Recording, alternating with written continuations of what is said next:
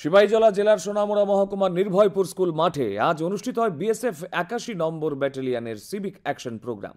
Laltila BOP আয়োজিত এই সামাজিক কর্মসূচিতে দিব্যাঙ্গজনদের ট্রাইসাইকেল, যুবকদের খেলার সামগ্রী, কৃষকদের মধ্যে কৃষি সরঞ্জাম ও মহিলাদের মধ্যে সেলাই মেশিন প্রদান করা হয়। শিবিরে বিভিন্ন মানুষের স্বাস্থ্য পরীক্ষা শেষে বিনামূল্যে ঔষধ প্রদান করা হয়। কর্মসূচির সূচনা করেন ৮১ নম্বর ব্যাটালিয়নের কমান্ডেন্ট রাকেশ সিনহা। এছাড়া ছিলেন সেকেন্ড ইন কমান্ড রাজেশ লাঙে, কোম্পানির কমান্ডার নবজ্যোত সিং সহ স্থানীয় জনপ্রতিনিধিরা। কমান্ডেন্ট জানান, সীমান্ত নিরাপত্তার পাশাপাশি মানুষের সঙ্গে সুসম্পর্ক বৃদ্ধি এই কর্মসূচির মূল লক্ষ্য।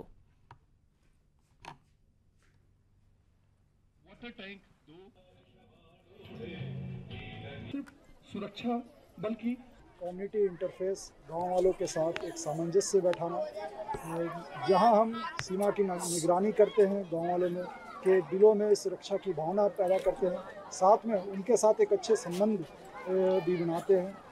आज यहाँ इस कार्यक्रम में हम एक मेडिकल सिविक एक्शन भी रखे हैं। जो भी बच्चे फोर्सेस में भर्ती होना चाहते हैं वो सिविक एक्शन प्रोग्राम के तहत प्री रिक्रूटमेंट कोचिंग हमारे बीओपी पर आकर लें ताकि वो सफल हो सके।